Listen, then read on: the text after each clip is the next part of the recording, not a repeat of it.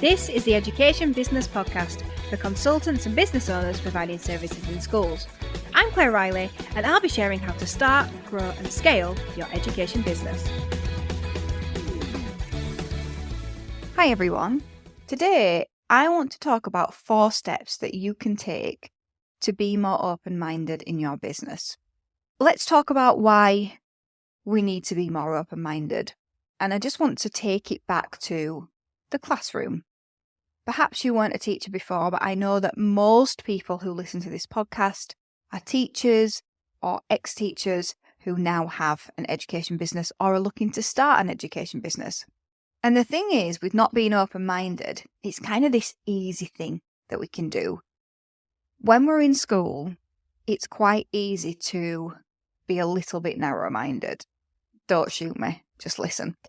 Because that means that if we're following all the rules and the processes and just being very narrow, it means that it's not our fault, that the circle of control is not within our reach, it's not something we can change.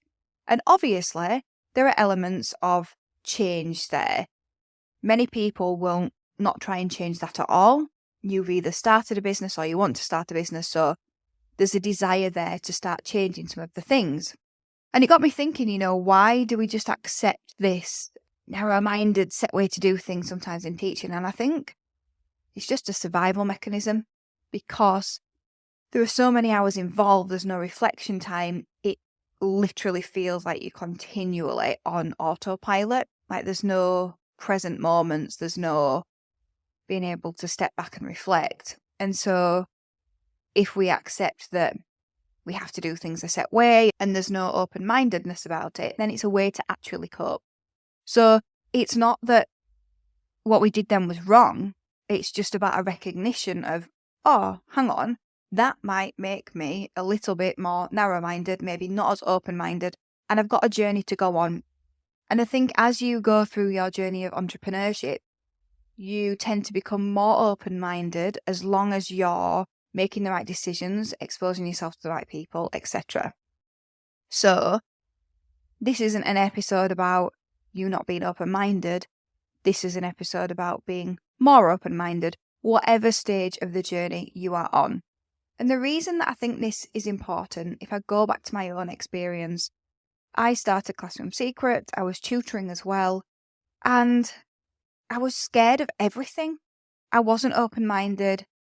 I thought of ways to do things, and they were very risk-related as well. I was scared about talking to anybody about my idea because I thought they were out to get me. I was worried that they would steal. I couldn't open myself up to anything because of fear. And that's a difficult thing because I didn't put myself out there. Started Education Business Club quite a number of years later. I'm more open-minded. It's definitely in startup phase. I've only just given it like that second boost, and I'm already looking at partnerships and relationships that I can build. But I would have never done that with Classroom Secrets and the tutoring because I just did not have an open mind about different ways to create income and different ways to work with other people. So if you recognize yourself in what I'm saying, how can you become more open-minded? What tips have I got for you that will just really help you broaden your horizons a little bit, change the way, not the way you do things, it's kind of changing the way you are. You've got to work on the inner you when it comes to being a little bit more open-minded in business. And you're doing this because you want your business to be more successful, you want your business to grow, and you want other people to be able to talk about your business in a positive way. Especially if they're not clients, if they're other businesses in the sector, then that's really, really powerful. So number 1, the first step is to actually talk to other businesses. So book some coffees in, book some virtual coffees in. I've been doing that recently. That's been so valuable. So one of my missions in 2024 is actually to meet 80 entrepreneurs, virtually or in person, who I haven't technically met before. And they have to be doing at least 7 figures. And one thing that I'm doing is writing down the lesson that I took from the conversation. Not that I sat there and asked them a particular thing, but what did I learn from the vibes and the conversation that we had? I'm on 5 at the moment, so I've done quite well because I'm recording this at the end of January. So I've got quite a lot booked in as well. But one of the people that I met was a billionaire. And I might share these lessons at some point, the lessons that I learn over the year. But the lesson that I wrote down there was, let's make money together. Like, that was the mindset. And it struck me how we're very different when we first start out in business, or we can be, if we're not open-minded, because we're worried. And it's very much, if you make money, I don't make money. And if I make money, you don't make money. And I'm not a bad person, so I don't want to stop you making money. But I also want the money. But is it bad to want the money? And you can just hear that, can't you, going around in your head? But that is not how this person thought. This person thought, let's make money together. You make money and I can make money. And that was really interesting, a really interesting lesson for me. And so I thought it was helpful to bring in when we talk about being more open-minded. So number 1, talk to others with businesses. And it might be that there's no agenda. It's just about getting to know each other. You don't have to have something in place. You don't have to have a reason as such to have this conversation. It's just about building relationships with other people who have businesses as well. And you might learn surprising things which will just help you to open your mind. So for example, if you are companies of a similar nature, say for example, your tutoring companies, perhaps you recruit students very differently. Maybe the person you're meeting recruits students in a way that you thought through and decided that you wouldn't do for X, Y, and Z reason.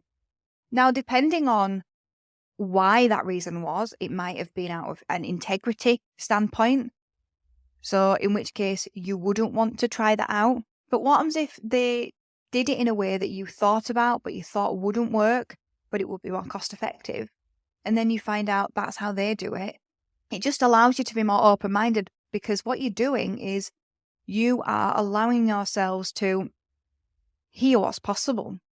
You're allowing yourself to hear what's possible and then try new things within the parameters of what's possible rather than within the parameters of what might be possible. So that's the first step. Second step, and it's linked to this as well, but listen to people's suggestions and stop yourself from saying, we've tried that, it won't work because, etc., etc., etc., until you pondered it for 3 days. And some of the suggestions might seem ridiculous, but I've really tried to do this, especially when I go to London. You know that I go to London every single month, and I'll sit round a table with 9 other entrepreneurs, and we will share problems in our businesses and challenges, and we will try and give support based on all of the experiences that we've had, and it's really, really valuable. And there is no one in my forum who has an education business background, and I know that education and business definitely collide at some points. But what I really try to do is just listen anyway. Sometimes the suggestions that are given to me, I think, that will never work in education. But I found myself trying to say instead, how could I make that work? Is there a way? And, sometimes it doesn't end up going forward. There can be lots of moving parts, particularly when, you've grown a business to the size of Classroom Secrets. You've got so many more moving parts, and sometimes doing radical things can be quite tricky. But you should try anyway. And so I think that's one thing I really try and do now that I want to encourage you to do. Just don't say no straight away. Commit to pondering it and not shutting it down before you've even had a moment to try it, even if you've tried it before, because circumstances change. You might view it differently. There are so many moving parts that decide whether something will work or not, and we're a huge part of it. Sometimes a thing is not going to work because of our attitude towards it in the first place. So that's the second one then. Listening to people's suggestions and stopping yourself from having a negative comment for 3 days while you just ponder the thoughts that they've given you. Number 3, attend events and or pay for mentorship. I know. You probably don't want to. You might think it's affecting your profits. You might not be able to see how it can help you. But that's where you meet the people. That's where you get the new ideas. That's where you give yourself that space and time sometimes to just think. Because if you've been in the classroom and you're still carrying all those habits of, we're just on the treadmill, routine, then obviously it's tricky to get yourself out of that. But mentorship, being able to talk at a different level, at the high bird's eye level with somebody about your business, really, really helpful. Can really open your mind, especially listening to their suggestions as well. Or events, because you can meet people, there'll be different speakers on. It'll just give you that different environment to be able to step back and go, let's just be a little bit more open-minded. And the last one, maybe a little bit unorthodox, step 4 to becoming more open-minded in your business is assuming the best in people. And this could be family members. It could be competitors as well. Now, I'm not saying this as set up a meeting with your competitor and tell them everything you do. It's not that. But you still can have meetings with them, you can have conversations, and you can be open-minded from what you learn in those conversations. Competitors are not enemies. They're just trying to grow the market like you are. And depending on what your service actually is, I believe that there is space for many of us in the market, not just one. So maybe you want to meet your competitor. I don't know. But it's better to be friendly than to be enemies, because at least then you know what you're dealing with. And so I think that helps you be more open-minded as well, because it's a real direct confrontation of how you might do things and how they might do things. And there's a lot to learn there. Whether they are bigger than you, whether they are the same size as you or smaller than you, there are still things that you can learn just by being that little bit more open-minded. So I hope that's given you some food for thought today. I hope that you're going to go away and think about whether you need to be a little bit more open-minded, how you can just stretch that, because I'm always trying to stretch how open-minded I am. Not in a way that's going to damage the business. I'm not going to open the floodgates and let all the water pour in, but I am always trying to stretch the way that I'm thinking, and hopefully you're going to do the same too now. Thank you for listening to the Education Business Podcast. To get more information to grow your business, sign up at educationbusinessclub.co.uk.